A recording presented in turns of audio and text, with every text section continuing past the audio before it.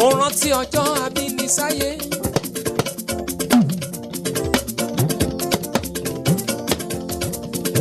mo rántí ọjọ́ ìyà jẹ̀rora lórí mi o. mo rántí ọjọ́ bàbá bọ̀ yìí ló yí lé kó o lè wáyé o. mo rántí ọjọ́ òjò ṣù dẹ̀dẹ̀dẹ̀ lójú abiyamọ. ayọ̀ láyínká ẹ wá bá wọn jó òní lọ́jọ́ ayọ̀ wọn.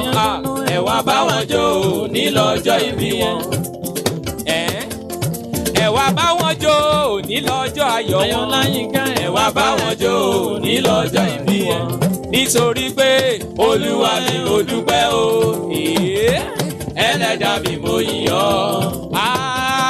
olúwa mi mo dúpẹ́ o. olúwa mo dúpẹ́. ẹlẹ́dàá mi mo yìn ọ́. ẹ wá bá mi jó. ayọ̀ láyínká ìwọ náà kọ́. ọlọ́run ni ìwọ ìwọ ìwọ. ìwọ náà kọ́ ọlọ́run ni. ìwọ kọ́ ọlọ́run ni. ìwọ náà kọ́ ọlọ́run ni. ìwọ ìwọ ìwọ. ìwọ náà kọ́ ọlọ́run ni. nítorí pé màjèsí àná ó ti dòbìnrin.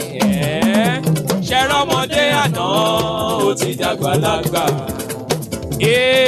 ìwọ náà kọ́ ọlọ́run ni. ayọ̀ láyínká ọpẹ́ ló yẹ ká máa dún. abiyamọ lọ́run ó ṣeun. abiyamọ lọ́run ó ṣeun. tó bá mi tọ́jú wọn. abiyamọ lọ́run ó ṣeun. tó bá mi ṣe kẹ́ wọn. abiyamọ lọ́run ó ṣeun. ọlọ́mọ tó lọ́jà tí yóò jẹ́ ó jábọ́. abiyamọ lọ́run ó ṣeun. dá lówó ẹ dàgbà ẹ̀yin lẹ wò ó dàgbà o. ẹ̀yin lẹ wò ó dàgbà o. ẹ̀yin lẹ wò ó dàgbà o. dọjọ́ òní ẹ̀yin lẹ wò ó dàgbà o. ẹni tó ti ṣàbíamọ àṣà òṣà ọmọ lẹ́yìn rẹ̀. àṣẹ ò gbé ẹyẹ lẹ́yìn rẹ̀. nítorí pé ìwọ lẹ wò ó dàgbà o. tó bá wá jẹ́ bẹ́ẹ̀ óyá óyá sele sele sele sele sele sele sele. Ice water. Sele sele sele sele sele sele sele.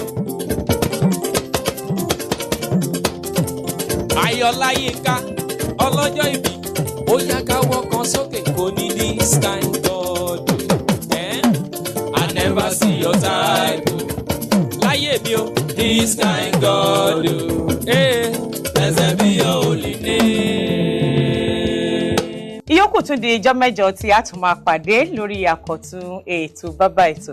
bàbá wa lápàdé ẹ ṣeun púpọ̀. ẹ ṣé gan. pípa pè yín ẹ jẹ́ wa. ẹ kú ọdún náà. ẹ ṣeun sá. ẹ̀mí aṣọ́pẹ́. àmì sá àtàbá ṣe tán kẹ wá wa gbádá kí wá wo ìjó lẹ́sẹ̀ yìí. lójú lápọ̀ wọ́n ní lápọ̀ làbàbọ̀n. bẹ́ẹ̀ ni àsìkò akí àjọ Federal Road Safety Commission pé a kú oríire ọdún 28 tí a ṣe kọjá ní ọ̀sẹ̀ bíi méjì sẹ́yìn. mo kí yín ẹ kú ọdún ẹ̀yin náà ẹ kú ọdún. ẹ ṣé gan. àbàrọ̀ náà ẹ ṣé pọ̀. ẹ̀yin ni a máa bá àwa náà ni a sì máa wá sí ọ̀dọ̀ yín láti wá gba driver's license ni o. tó títí di ọjọ́ mẹ́jọ fún ẹnikẹ́ni tí ó bá ní ìpolówó ọjà tàbí tẹ́ fẹ́ jẹ́ kí àwọn aráyé kọ́ mọ̀ nípa ẹ̀ pè wá sórí 080-230-22175.